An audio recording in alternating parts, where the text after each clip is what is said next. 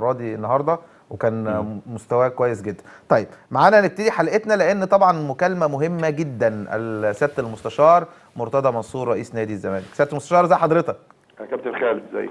ازيك؟ واحمد عفيفي معايا بيسلم عليك. لا مش عايز اسلم عليه النهارده. ليه كده طيب؟ واخد منه موقف. طيب ماشي. ما يحبش اللي يفتي فيما لا يعرفه. الايه؟ اللي يفتي فيما لا يعرفه. طب ما تقول انت يا استاذ مرتضى ايه اللي عشان نعرف، عشان الناس كلها تعرف، لان الناس كلها النهارده كانت بتشرب من الخراره. كل الناس ما كانتش عارفه حاجه، وكان يعني اتقال كلام كتير جدا، ما حدش كان عارف حاجه لغايه ما طلع القرار. ويمكن الوحيد اللي انا بتعامل معاه واديله كل المعلومات بطريقه مباشره يمكن كابتن خالد. صحيح، انت امبارح قلت لي كل اللي بيتكتب في المواقع وكل اللي بيتقال ده مش حقيقي، قلت لك كل الاحتمالات ايه؟ وارده. مظبوط صح، انت قلت لي كده امبارح. طيب ماشي. طيب قول لنا بقى القرار الاخير يا سياده المستشار. الاول انا يمكن بعض المواقع كتبت غلط طبعا، لكن كان في اجتماع بالليل الساعه 6 النهارده في البيت عندي. تمام. يمكن حتى وصلت متاخر، انا كنت عند السيد وزير العدل. فرجعت للاسف الطريق كان مقفول شويه، فرجعت 6 وثلث. كان في كنت يعني ما كانتش قعده مجلس اداره بقدر قعده قعده خاصه. كان فيها الدكتور حازم ياسين، المستشار احمد جلال، الاستاذ رحاب ابو ما بلاش القعده الخاصه دي. كانت قعده خاصه بعيده برضه عن الوسط. لا عشان القعده الخاصه بتتفهم غلط، يعني خليها قعده خاصه يعني خارج النادي. ليه خارج النادي؟ قعده مهمه. طيب لانه انت عارف بعض الاخوه في المواقع مثلا يشوفوا ميدو داخل، طب احنا ما اتفقناش، يقول لك ده نزل غضبان، ده دخل مكشر، وانا الحاجات دي بقى حازم اعتذر، نزل على المواقع ان حازم اعتذر. كل ده طبعا كان كلام فارغ، وخلينا رقصناهم شويه النهارده، يعني مش مشكله يعني. لكن هو في النهايه طبعا كان بس اقول لك بس كانوا موجودين. قلت لك المستشار احمد جلال، الدكتور حازم ياسين، هاني زاده، استاذ رحاب ابو رجيله، والاستاذ عمرو الجنايني، والاستاذ جمال العدل، والدكتور مدحت العدل. يعني كانت قاعده تشكيل من مجلس الاداره وناس بيحبوا النادي. ميدو جه من المطار علينا على طول. حازم امام اتكلم، كان هو انتوا ربنا يشفيه. كابتن حماده امام في المستشفى فعلا. لا الحمد لله خرج. تمام. وش خير مننا طبعا يعني، والشارع كان حلو عليه. هيخرج بكره الصبح يا كابتن ان شاء الله. خرج النهارده. تمام. الحمد لله خرج. عشان كده حازم اتاخر وبعدين جالنا على النادي. طبعا انت مش جايب اسطمبه، انت اهم حاجه انك الجهاز الفني بتريحه. صحيح. بس لما اقول لك عايز اشيل فلان لازم تعرف ليه. عايز احط فلان لازم برضه نعرف. فوجهه نظر ميدو، اولا حازم لم يعتذر. حازم كان عايز يعرف المسمى بتاعه ايه. تمام. فقلت له المسمى بتاعك رئيس نادي الزمالك. مبسوط يا عم حازم. مش مشكله المسمى طبعا. حازم لانه نجم كبير وداخل تجربه جديده، واخد بالك، فمن حقه برضه ان هو يعني يبقى في الوضع اللي بيليق باسمه. فانتهينا طبعا في النهايه انه الناس طبعا ما كانتش عارفه ان كابتن اسماعيل سليم جالي مكتبي امبارح وقدم اعتذار مكتوب ويشكر عليه. كان اسماعيل يوسف. طبعا اسماعيل يوسف. حضرتك قلت اسماعيل سليم. مش مشكله. رغم ان فرق شاسع بيننا وبيننا يعني. فرق السماء والارض. اتفضل. كابتن اسماعيل يوسف مشكورا جه زارني في مكتبي في الضوء امبارح وقدم لي اعتذار مكتوب عشان يشيل الحرج عن مجلس الاداره. تمام. وده شيء يشكر عليه، لازم اشكره جدا جدا جدا. ده شعور ولاد النادي المحترمين. تمام. فاحنا ما عادش عندنا مشكله مين يجي، دي مش مشكله. يعني كان في ناس قال لك النهارده اصل مرتضى قال اسماعيل يوسف خط احمر والكلام ده. هو الراجل جه اعتذر. فالمهم الجلسه انتهت الى التشكيل الاتي. تمام. كابتن احمد حسام ميدو مدير فني. تمام. حازم امام رئيس الجهاز وقائم باعمال مدير الكوره. تمام. عبد الحليم علي رئيس شؤون اللاعبين، ويعاونوا ولدين صغيرين يعني من اللي هم كانوا بيعاونوا حماده، الاخ حماده. طبعا محمد صلاح مدرب عام. مدحت مدرب مساعد، ايمن طاهر زي ما هو مدرب حراس مرمى. تمام. ده الجزء الاولاني. تمام. دكتور زي ما هو، الجماعه بتوع التدليك والعلاج الطبيعي زي ما هم. طبعا احنا رحنا اجتمعنا باللعيبه بعد ما خلصنا. طب الشق الاداري يا سياده المستشار؟ نعم. الشق الاداري. الشق الاداري عبد الحليم علي. ومعاه 2 كانوا اللي هم بيساعدوا الاخ حماد عمر. طيب يعني حماده انور رحل يعني. طيب استاذ مرتضى كان بس دول راحوا فين بقى عشان نكمل دول راحوا فين. طيب ماشي اوكي. كابتن اسماعيل يوسف طبعا تم تكريمه مكان افضل. رئيس لقطاع الكوره في النادي. تمام. بقى مسؤول عن كل مدرسه الكوره والاكاديميه وقطاع الناشئين، ده مسؤوليه اسماعيل يوسف، ومعاه حمد عمرو. تمام. طبعا لان سامي الشيشيني اتظلم، لانه قعد اسبوع وراجل راح السنغال، جه ومشي على طول، كان ناجح جدا في مكانه، ورجعناه مدرسه الكوره. تمام. كابتن عصام مرعي. وعبد الحليم علي راح مكان المكان بتاع عبد الحليم علي، راح فيه الكابتن عصام مرعي. تمام. طيب سؤال بقى يا استاذ مرتضى، ولا حضرتك واخد مني موقف ما اسالش كمان؟ اكمل بس كلامي. طيب خلاص. بالنسبه للمدير الفني راجل محترم جدا، بكيتا اتفقنا خلاص انه هياخد شهر فقط، شرط جزائي. تمام. واخد بالك، وجدار الشكر لانه راجل مقدم محترم. لكن هو مشي ليه بقى؟ اللي بيسال السؤال الجزء اللي انا مش هقعد اخسر 7 بونت. راجل طبعا على ما اتعرف يا استاذ الفاضل على امكانيات اللعيبه قدامه سنه بالظبط هيكون الدوري راح. ادي واحد. 2 الراجل طيب جدا جدا جدا جدا، يعني لدرجه انه ضيع شخصيته في وقت انا محتاج حد عنيف جدا جدا وعادل في نفس الوقت. لعيبه فكت جوه الملعب، فكت على الدكه، فكت بره الملعب. الامور دي يا استاذ احمد ما حدش يعرفها الا اللي ايده في النار. التغيير انا بتحمل مسؤوليته لسبب بسيط جدا. لو ميدو بكره ان شاء الله ربنا وفقه وهو حازم والجهاز اللي معاه وكسبه، هيقودوا الماتش بكره. نعم، هيقودوا الماتش بكره هم الجهاز الجديد. خلاص هم استلموا وراحوا المعسكر كلهم خلاص. يبقى ميدو واللعيبه احسن ناس في العالم. لا قدر الله حصل حاجه ينعل ابو مرتضى الام مرتضى اللي جاب لنا مرتضى الفاشل، مرتضى اللي مدمر. لكن انا عشان كده بتحمل، انا ما بخافش. احنا غيرنا 4 اجهزه، والدنيا كلها عدم الاستقرار. في فرق بين الاستقرار والاستقراض. انا مش هعمل زي الاهلي وجريده، مش هعمل زي الاهلي ومسبيرو ولا بسبيرو. كل الانديه، سموحه غير والمقاولين غير وكله غير. تمام. يعني السنه اللي انا عملتها كله ماشي عليها، بس محدش بيتكلم. لكن اول ما مرتضى غير، لا انا النهارده بجيب افضل لعيبه. وانا اقول لك بقى سر هتلاقيه في انا قلته للعيبه والجهاز. من اسباب ان انا قلت حازم وميدو نجوميتهم هم اللي طبعا فكرهم في الكوره. انت عارف عايز اقول لك حاجه. اولا مش حازم بس، يعني هو حازم وميدو وحليم علي ومحمد صلاح ومدحت عبد الهادي، ال5 من اساطير او رموز كبيره النادي. جدا. كويس. انا بقى كنت اقول لك ايه بقى؟ انا بقى فلان الفلاني حاسس ان انا بقيت نجم. طب انت ايه جنب ميدو؟ انا فلان الفلاني حاسس ان انت بقيت اعظم واحد. جنب حازم، جنب حليم علي، جنب حازم، جنب مدحت عبد الهادي. طب انت جنب محمد صلاح. طب محمد صلاح الكابتن المنتخب، انت مين جنبه؟ عشان كده كل لاعب هيتحط في حجمه الطبيعي. انت ما عملتش لا المنتخب بلدك ولا الناديك قد المجموعه الموجوده دي. عشان كده النهارده كان في احساس من اللعيبه انهم، انا اسف جدا، انهم رجعوا تاني حجمهم الطبيعي بالنسبه لجهاز كبير ومحترم. طيب سياده المستشار، عشان بس نوضح الحاجات. حضرتك بتقول ان حازم امام رئيس جهاز الكوره ومدير الكوره، صح كده؟ طب ايه معناها دي؟ يعني اقول لك معناها ايه. اتفضل. معناها ان هو ليه شق فني. ليه شق فني يعني. اصل مدير الكوره ده شق اداري. صحيح. فرئيس الجهاز ده شق فني. وبعدين ده بالاتفاق مع بعض، خلي بالك. وميدو موافق. انا عارف ان ميدو موافق. بالتنسيق. كابتن محمد صلاح مش رافض طبعا. لا يعني انا قلت لميدو يمشي محمد صلاح، قال لي لا اول واحد عايزه.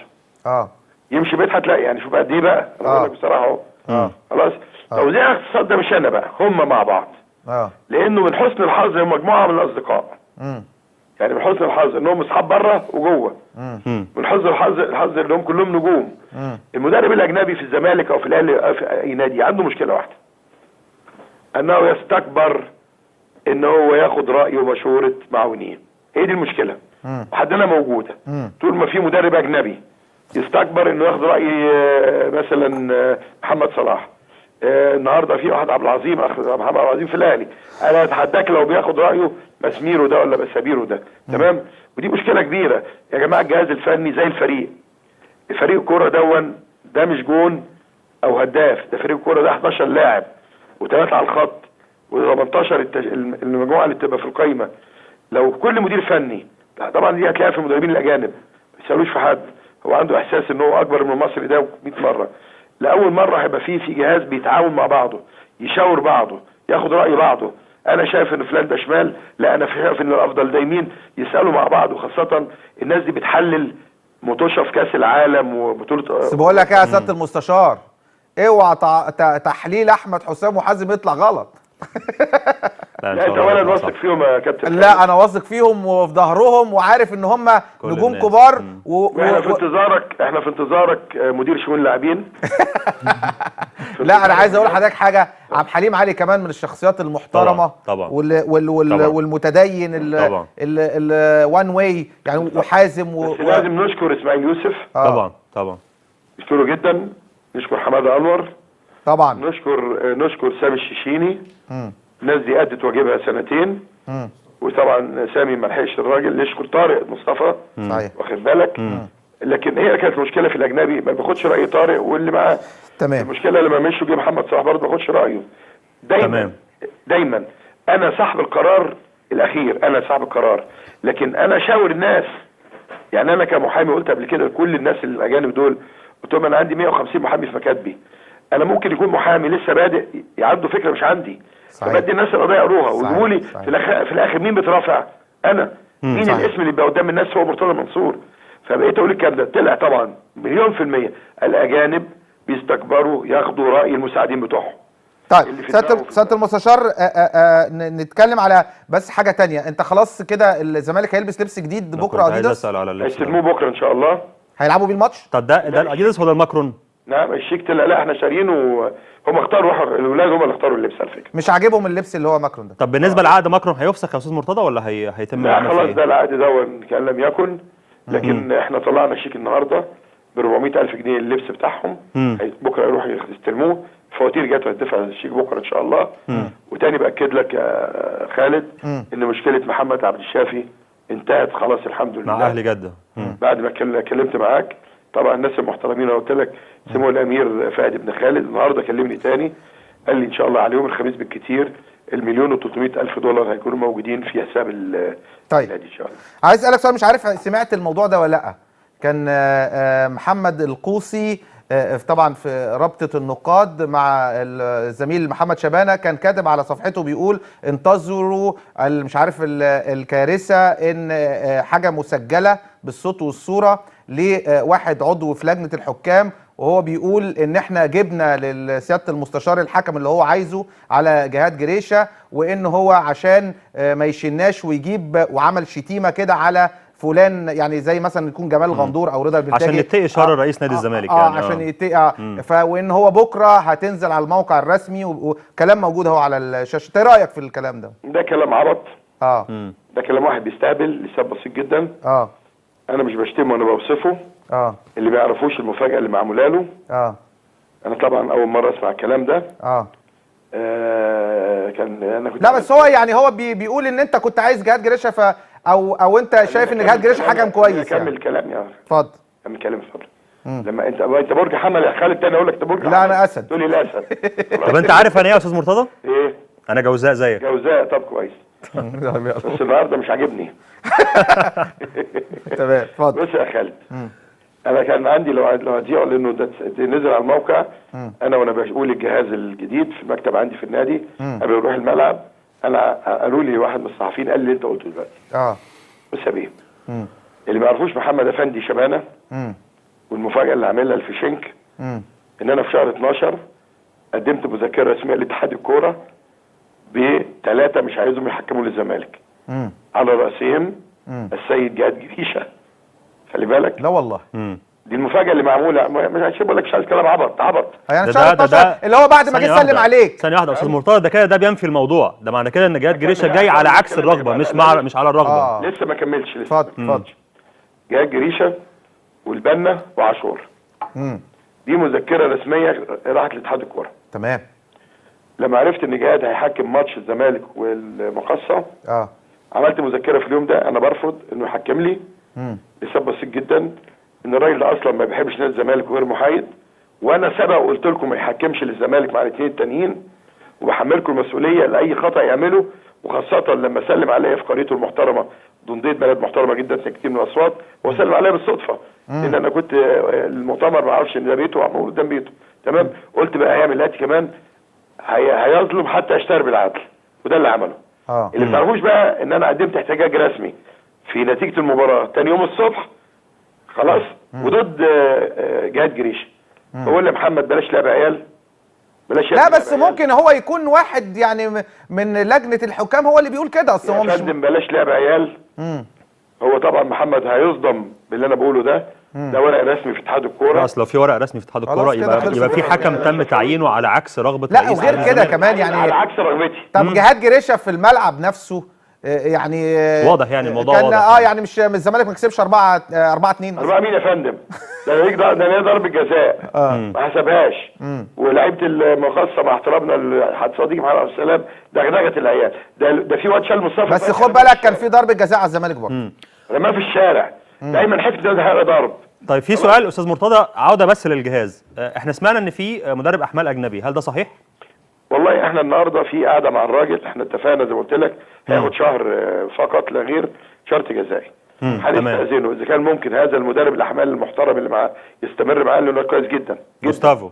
هنخليه معانا. تمام. ده طبعا لازم يبقى في مدرب احمال. طيب لو ما كانش هيتم الاستعانه بمدرب احمال جديد اجنبي؟ لا ده رقم واحد على فكره. ده من اهم الناس في جهاز يعني. ده رقم واحد. مشكله الزمالك بدنيه اصلا معاه بالليل. انا بس عشان قلت لك من الصبح كنت عند السيد وزير العدل، وبعدين جيت حضرت اجتماع، بعدين رحت اللعيبه ولسه واصل البيت من شويه. فانا عندي اجتماع مع الراجل ووكيله بالليل. هنستأذن بدرك، لو كل الشكر والتقدير. اكتر مدير فني. شوف انا قلت لك فيريرا ده راجل مجرم. انا عايز اعرف فيريرا ده، سؤالي واضح، هو مال الام اللي جاب امه بنادي الزمالك الجزمه القديمه ده؟ انت فوقتني دلوقتي خلاص. عايز اعرف عشان جه زعلان على الزمالك وكده صح؟ انا مش فاهم. ويا كريم حسن شحاته، يعني ايه الخبر العظيم اللي انت منزله عندك في قناه النهار ان فيريرا بينصح ميدو يمشي وزعلان على ميدو؟ هو مال امه، ما يحترم نفسه. هذا الحقير اللي راح دوله حقيره اسمها قطر. انا عايز اقول لك بس حاجه على موضوع السبع دقايق. يمكن ناس كتير بتتكلم، حتى الزميل كريم حسن شحاته قال ان 7 دقايق كتير، جهاد جريشه حسب 7 دقايق كتير. فانا قلت للفريق العمل هاتولي الجون وقع من الثانيه كام للثانيه كام ومن الثانيه كام للثانيه كام. طلع ان الجون فقط محمود حمدي فقط وقع 5 دقايق الا 20 ثانيه فقط، من غير تغييرات ولا انذارات ولا لعيب تاني وقع في الوقت الضايع ولا الاهداف لما جت والاحتفال بيها. خالد هجيبها دلوقتي على الشاشه. ركز معايا. اتفضل. مركز اهو. بعض اعضاء النادي لما بيشتغلوا في النادي بيكرهوا النادي. مع احترامي الكابتن حسن شحاته احسن مدرب مصري في مصر. خلاص. بس لو كان بيدرب في الزمالك كريم كان يقول لك الزمالك ليه ربع ساعه وقت ضايع. اهدى يا كريم، اهدى يا كريم، اهدى يا كريم. اخر انذار ليك انت واسلام صادق. اهدوا انتوا الاثنين. طارق يحيى، انت راجل غلبت بضربات الجزاء المشكوك فيها واللي حصل تمام، وطلعت قلت نادي الزمالك اللي رباك وعمل اسمك وانت جاي من الزمالك كلين ان نادي الزمالك دون لعيبته ما عندهاش روح، ما عندهمش روح رياضيه. تمام. انت قلت لي اعتذر مش قضيه. انتوا ليه بتغلطوا في النادي بتاعكم؟ انا عايز عبد الحليم علي ده مش مشي؟ رجع ولا ما رجعش؟ رجع.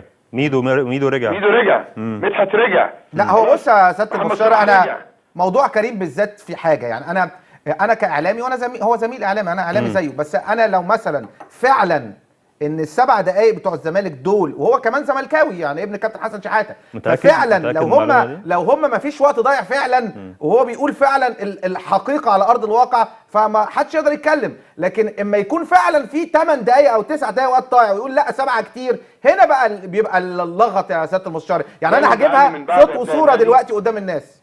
انا عايز اقول لك حاجه، انت مش خالة النادي لقيت اكبر حديقه اطفال باسم الكابتن حسن شحاته؟ صحيح. حد طلب مني اعمل دون؟ لا. انا مش بجامل حسن شحاته، ده حق حسن شحاته. بس للاسف الكابتن حسن شحاته كريم بتصرفاته واسلوبه بيكره الزملكاويه في حسن شحاته. انا عايز اجيب حسن شحاته، بس الناس هاجت عشان ازاي ده الراجل اللي ابنه بيشتم النادي كل يوم. خلي بالك. فمن فضلك يا اخي كريم مش هتكلم تاني، اهدى. طبعا ماتش امبارح بتاع النادي الاهلي بتاع 6 دقايق بصراحه، لا هو المفروض الاهلي كان ليه ربع ساعه وقت بدل ضايع، لان ايه جون، لا كان لازم يجي 3 جوان في شوط غريب. ولا ايه رايك يا كريم؟ ولا ايه رايك يا حبيبي؟ والزمالك لا بس هو قال امبارح برضه ان 6 دقايق كتير. قال ان امبارح 6 دقايق كتير على الاهلي برضه، بس عشان يبقى فيه توازن. لكن انا بتكلم على طيب انا استاذ مرتضى عايز اسال حضرتك سؤال، بس الناس كلها بتساله دلوقتي بعد عمليات التغيير في جهاز فني عليه اجماع زملكاوي بقدر ما وعليه موافقه من حضرتك بتزكي هذا الجهاز، هل بقى هيكمل الجهاز ده للاخر؟ يعني هل هو الناس هي بتسال السؤال دوت، لان نتائج برضه هل الجهاز، لان دلوقتي ما ميدو مثلا بكره ممكن الدنيا تخونه لا قدر الله مثلا. يا فندم ميدو اتغلب قبل كده وقعد، خلاص، وفريق اتغلب قبل كده في تونس 5 وقعد. صحيح. اذا حضرتك كرئيس نادي الزمالك بتقول ان الجهاز ده مكمل وانت في ظهره. انا بطلب بس حاجه وقلتها لهم النهارده، جهاز ولاعيبه اتقوا ربنا. اوعى تظلم تاني، اوعى تظلم واتقي ربنا جوه المستطيل وبره المستطيل. بص انا واثق من ميدو وحازم وكابتن محمد صلاح وعبد الحليم علي ومدحت في عدم الظلم دي بالذات. لان يعني هم بالذات ميدو وحازم امام وعبد الحليم علي يعني دول لان انا عاشرتهم. لا شخصيات محترمه كلهم. يا استاذ الفاضل الفريق كان فك، خد مني انا. حضرتك ما هو ده اللي مزعلني منك يا احمد، انت مش جوه انا جوه. لا ما انا قلت يا استاذ لا بس حضرتك ما شفتش اول حلقه، هو قال يعني اداريا انا ما اعرفش ايه اللي بيحصل، فانت حضرتك قلت ان الشخصيه مش قويه يعني. استاذ مرتضى، مش احنا متفقين ان حضرتك رئيس نادي الزمالك بتاخد القرار وان احنا ممكن نتفق ونختلف زي ما احنا عايزين، صح ولا غلط؟ عايز اقول لك حاجه، هو في مشكله في مصر. هي المدرجات اللي كانت قايله للسقوط دي بقى لها 40 سنه عندها قرار ازاله. كان في بني ادم يجرؤ يشيلها اللي واحد اسمه مرتضى منصور. لا فاكر ايامها بقى على الفيسبوك انا الالتراس وقلت لو الراجل فيكم يقرب بوابه النادي هنلاقي هو ابوه وامه على الباب، حد قرب من البوابه؟ تعال شوف النادي دلوقتي عامل ازاي. خلي بالك بيروحوا يهجموا كل شويه على النادي. بس عايز اقول لك حاجه برضو، يعني لو حد قرب علقه هو، بلاش ابوه وامه. لا هو الفكره بس قبل كده ابوه وامه عشان ما عرفوش يربوها.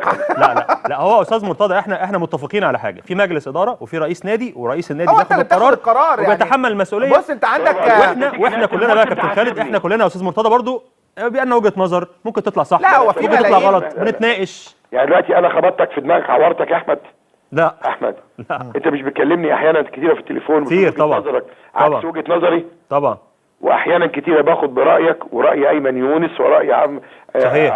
خالد، اسال خالد حاجه كتيره. صحيح. انا راجل مش دكتاتور، لكن لما ناخد قرار الدكتاتور. تمام انا ديمقراطي في المناقشه، لكن لما القرار يتاخد لو السبت طلعت عرض خلاص قرار.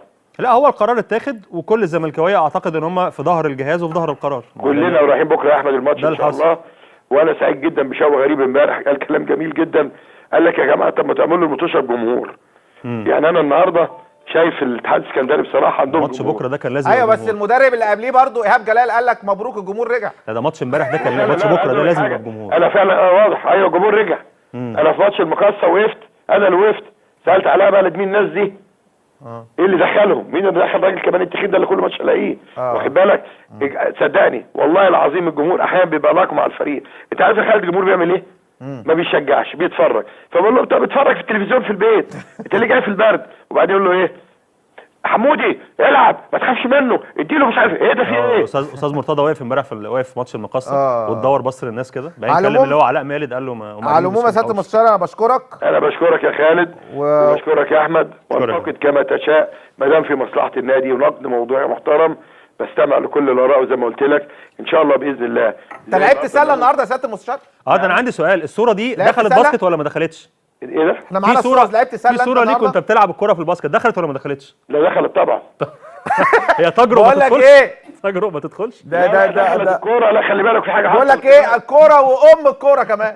لا ام الكوره وابو الكوره. هتعلق الكوره وابو وام الكوره. لا انا فوجئت بايه؟ انا قاعد مع بتوع القدم لقيت بتوع السله مش عارف جايين لي منين. واخد بالك؟ فانا اتكسفت من نفسي يعني بجيب كوره ولا اتنين، لقيت بقى الولاد ما شاء الله كلهم طوال وصاروا معايا. انت لو عندك الفيديو متصور. انا جبت الصوره دلوقتي. شيكابالا بقى الكابتن يا سياده المستشار؟ شيكابالا طبعا بادب شديد، استلم من حازم الكابتنه وبقى كابتن من النهارده ان شاء الله.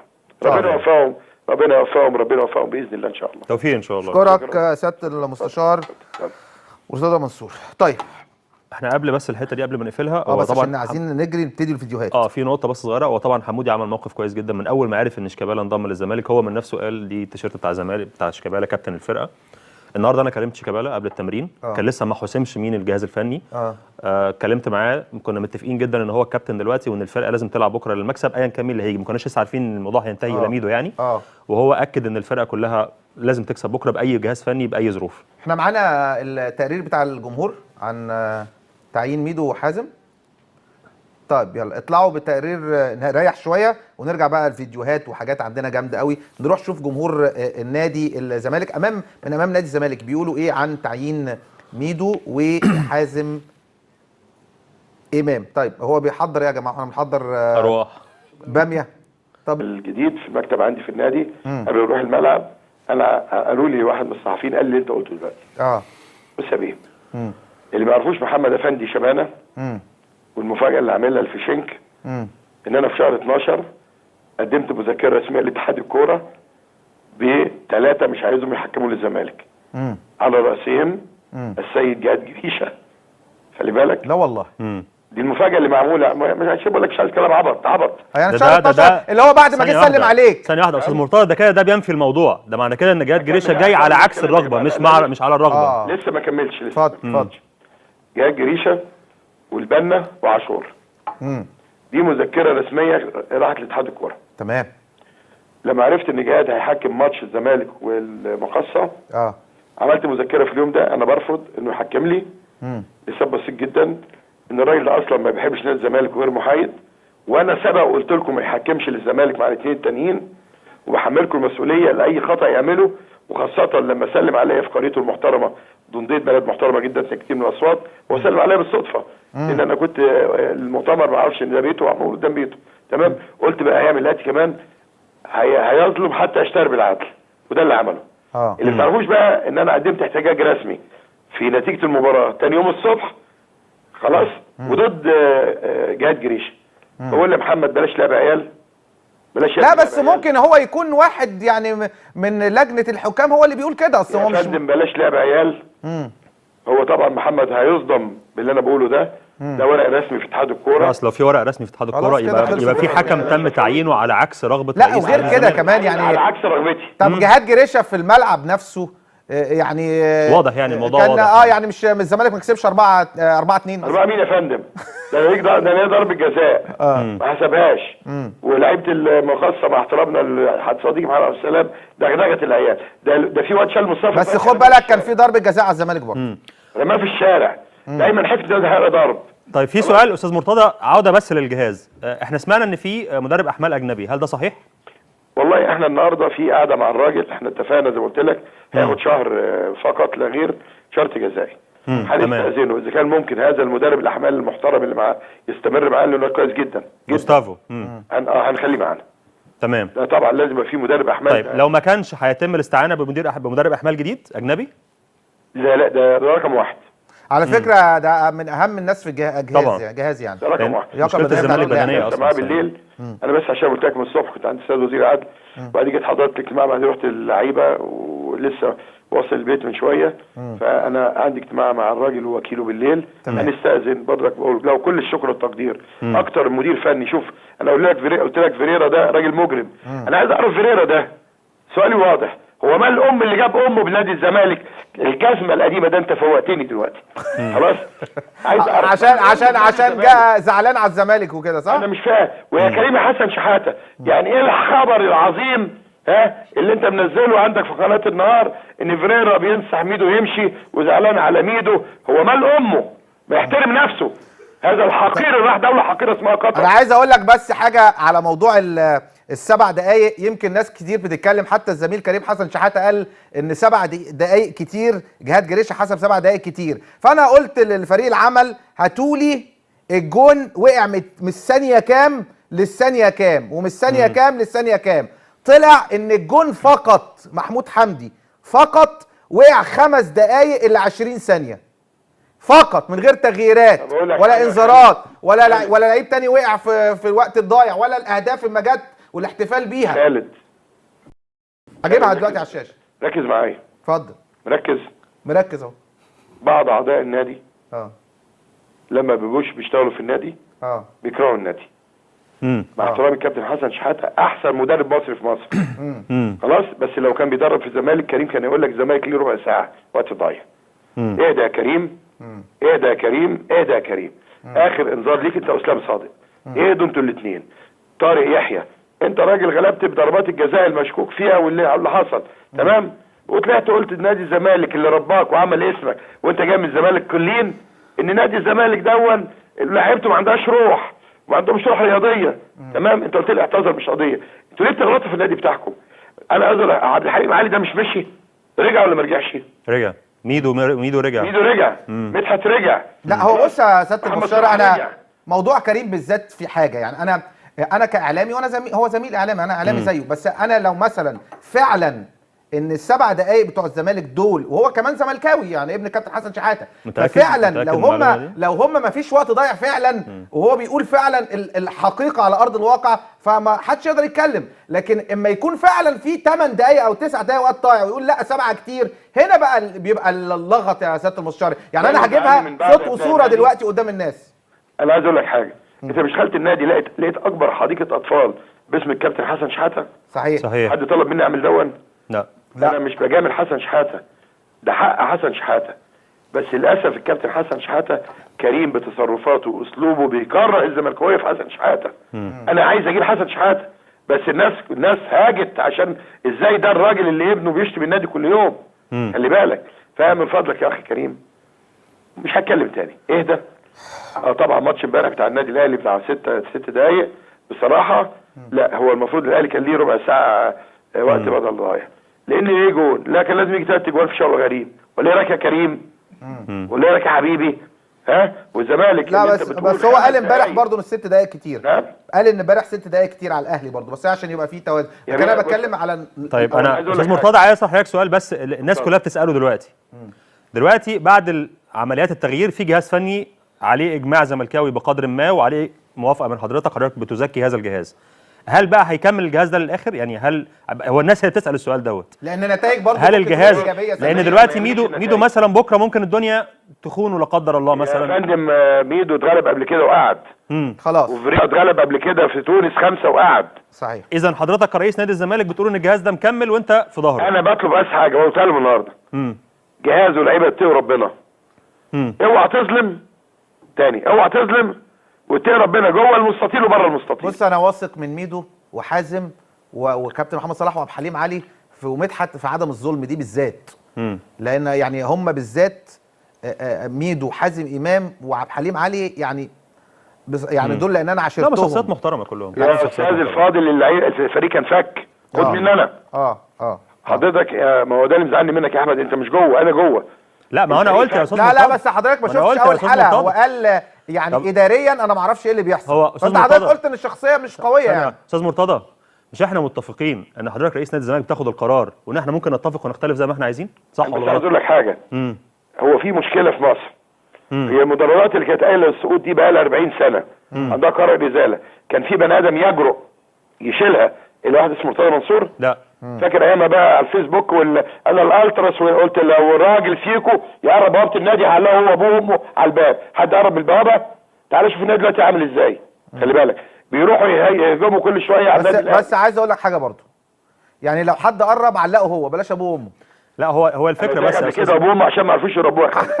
لا هو استاذ مرتضى احنا متفقين على حاجه، في مجلس اداره وفي رئيس نادي، ورئيس النادي بياخد القرار وبيتحمل المسؤوليه. بص انت عندك واحنا كلنا بقى يا كابتن خالد، احنا كلنا يا استاذ مرتضى برضو بيبقى وجهه نظر، ممكن تطلع صح، لا هو في ممكن تطلع غلط، بنتناقش. يعني دلوقتي انا خبطتك في دماغك، عورتك يا احمد؟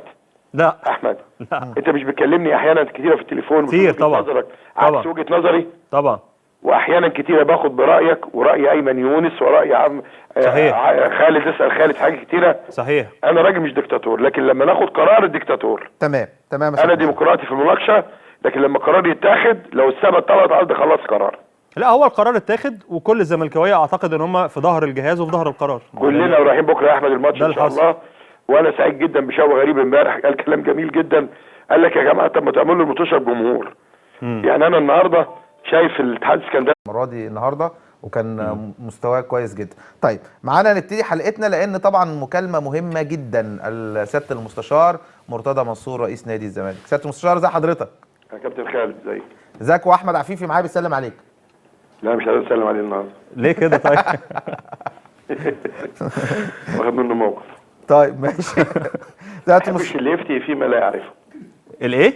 اللي يفتي فيما لا يعرفه. طب ما تقول انت يا استاذ مرتضى ايه اللي عشان نعرف، عشان الناس كلها تعرف، لان الناس كلها النهارده كانت بتشرب من الخراره. كل الناس ما كانتش عارفه حاجه، وكان يعني اتقال كلام كتير جدا، ما حدش كان عارف حاجه لغايه ما طلع القرار. يمكن الوحيد اللي انا بتعامل معاه واديله كل المعلومات بطريقه مباشره يمكن كابتن خالد.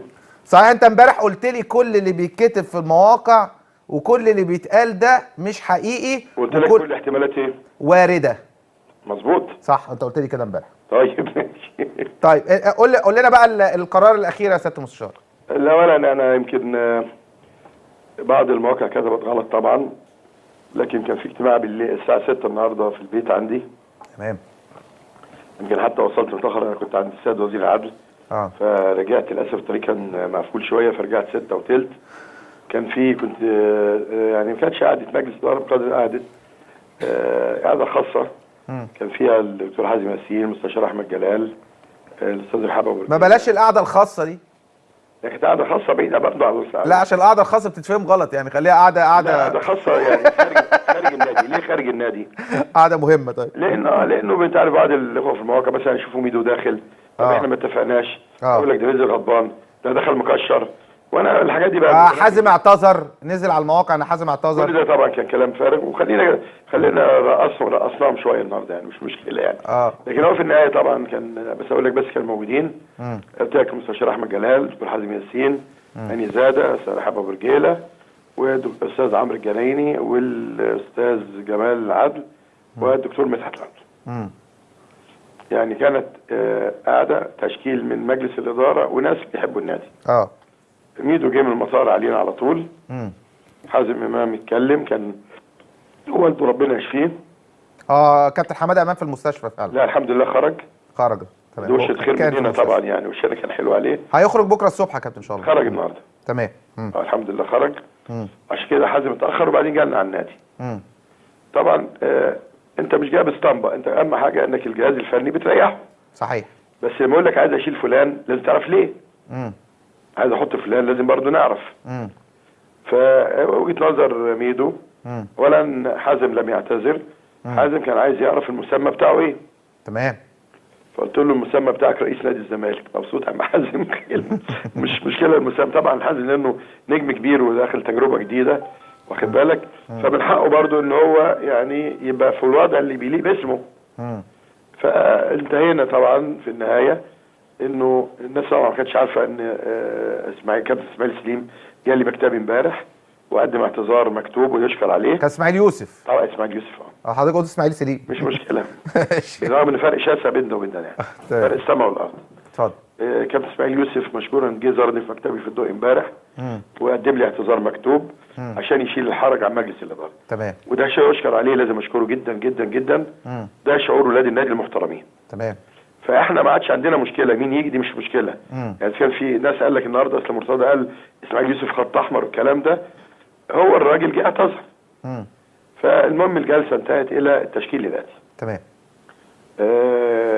كابتن احمد حسام ميدو مدير فني. تمام. حازم امام رئيس الجهاز وقائم باعمال مدير الكوره. تمام. عبد الحليم علي رئيس شؤون اللاعبين. ويعاونوا ولدين صغيرين يعني من اللي هم كانوا بيعاونوا حماده، الاخ حماده. طبعا محمد صلاح مدرب عام. مدحت مدرب مساعد. ايمن طاهر زي ما هو مدرب حراس مرمى. تمام. ده الجزء الاولاني. تمام. دكتور زي ما هو، الجماعه بتوع التدليك والعلاج الطبيعي زي ما هم. طبعا احنا رحنا اجتمعنا باللعيبه بعد ما خلصنا. طب الشق الاداري يا سياده المستشار؟ نعم. الشق الاداري. الشق الاداري عبد الحليم علي. ومعاه 2 كانوا اللي هم بيساعدوا الاخ حماد عمر. طيب يعني حماد انور رحل يعني. طيب استاذ مرتضى كان بس دول راحوا فين بقى عشان نكمل دول. طيب ماشي اوكي. كابتن اسماعيل يوسف طبعا تم تكريمه مكان افضل. رئيس لقطاع الكوره في النادي. تمام.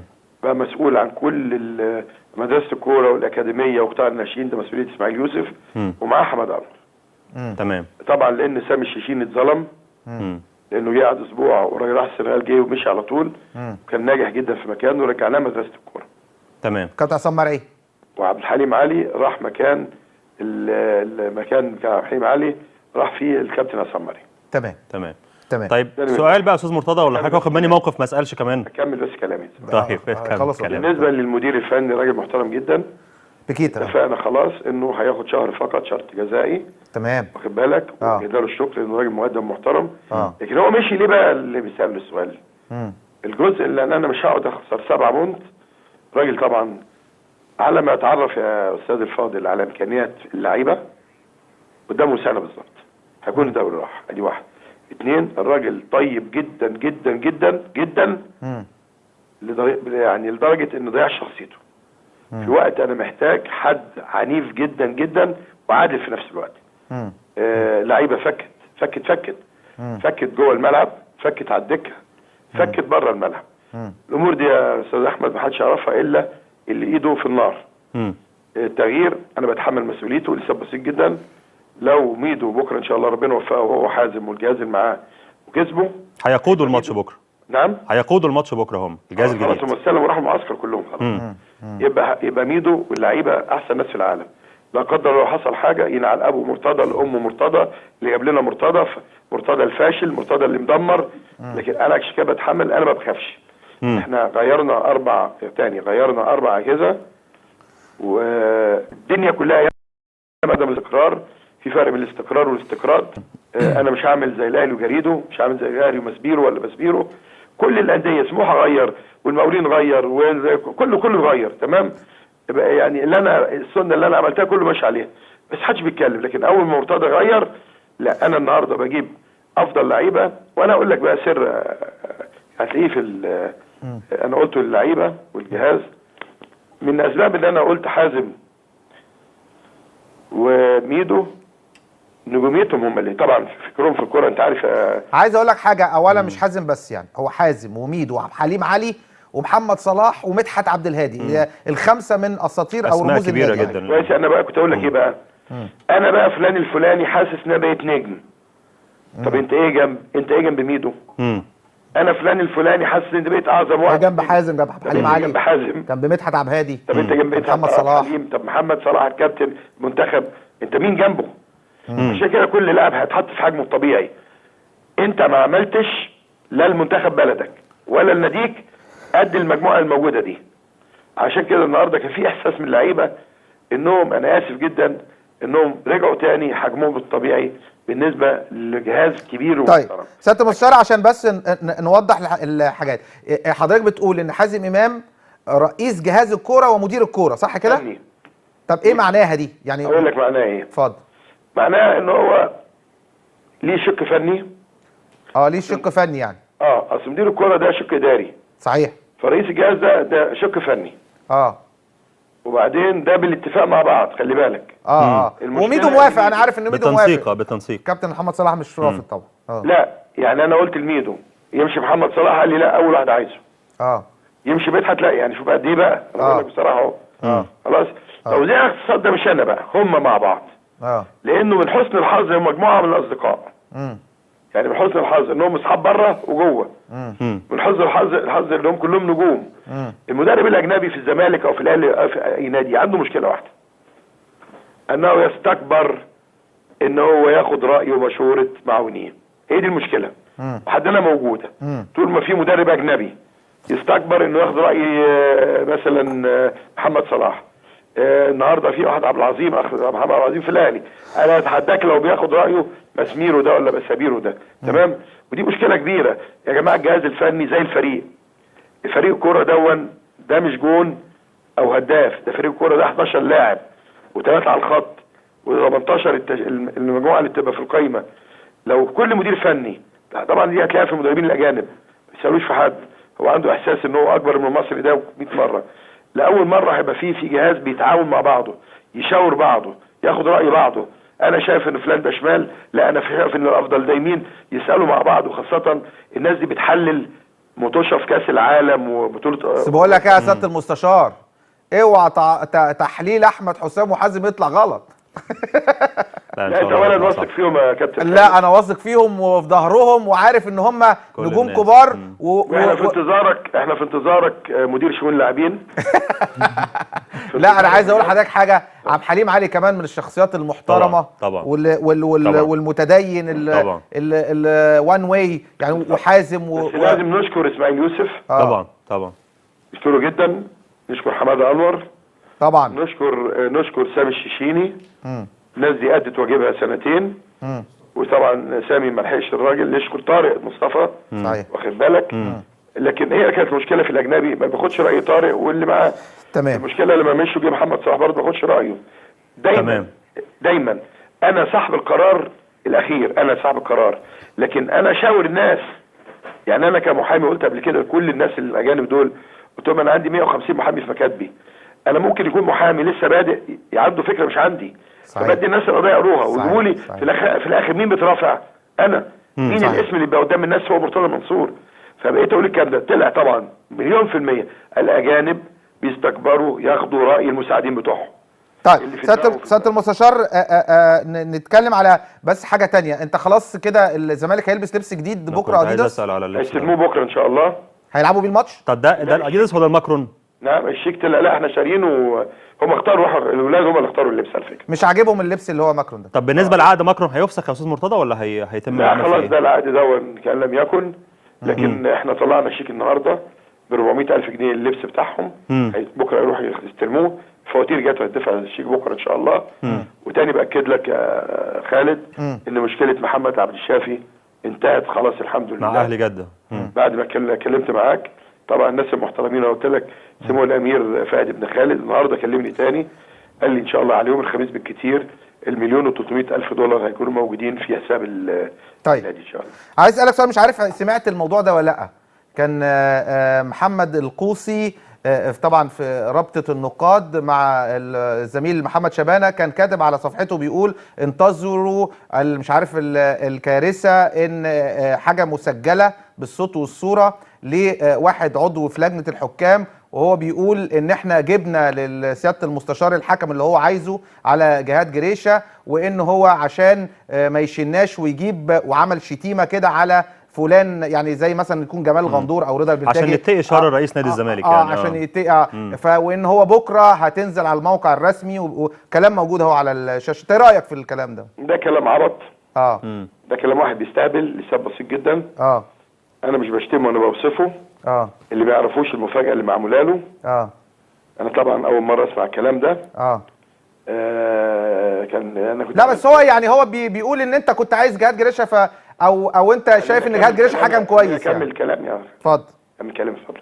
لما انت برج حمل يا خالد تاني اقول لك انت برج لا انا اسد. تقول لي الاسد. طب انت عارف انا ايه يا استاذ مرتضى؟ ايه؟ انا جوزاء زيك. جوزاء، طب كويس. بس النهارده مش عاجبني. تمام اتفضل. بص يا خالد، انا كان عندي لو هتذيعوا لانه ده نزل على الموقع، انا وانا بقول الجهاز